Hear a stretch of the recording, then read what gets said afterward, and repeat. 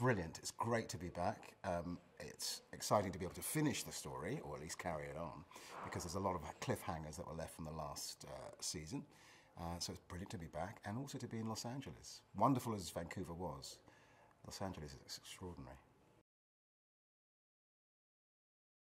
The story last season really was about the end of Rittenhouse, or so we thought.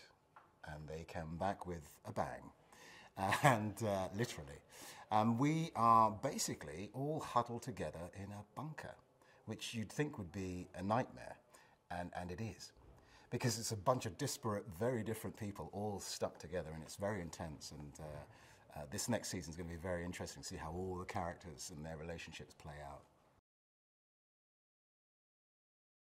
Well, Mason is just a super confident, kind of arrogant, really, man who is a billionaire, very powerful and smart. And throughout the first season, really, he was trying to manipulate everything he possibly could to take Rittenhouse out.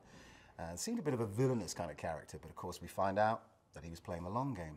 Whereas in this season, he's pretty much a broken man. He's lost everything. He's lost his reputation and his fortune. So there's really nothing of the old Mason that's left. So this season, I suppose, is about rebuilding him anew from scratch, which I'm very interested in how we're going to go and go about doing that. Yeah, I'm slightly torn about what's happening with Garcia Flynn in this season, because I have always admired Goran as an actor, and I was desperate to work with him. So the fact that in this season, though he is still a suspicious character, he comes into the fold, as it were, is exciting for me as an actor, because I may get to work with him. But great for the group as well, because Flynn has a very particular way of seeing the world, and it's very different to everybody else in the show. So it's great to have him as a sort of catalyst to change the sort of DNA of our little group. I can't wait to do more work with him too. Timeless, I think in a nutshell, Timeless really is about exploring areas of history that we think we know, but we'll find a different angle on. I mean, I think of a couple of episodes, certainly the Lone Ranger episode. I mean, I was a massive fan of the Lone Ranger as a kid.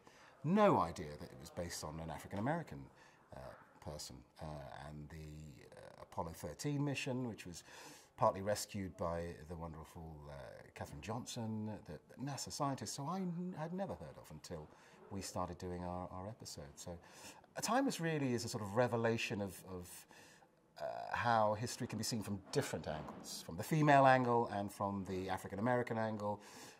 History is a very different place than it is for, say, a white American.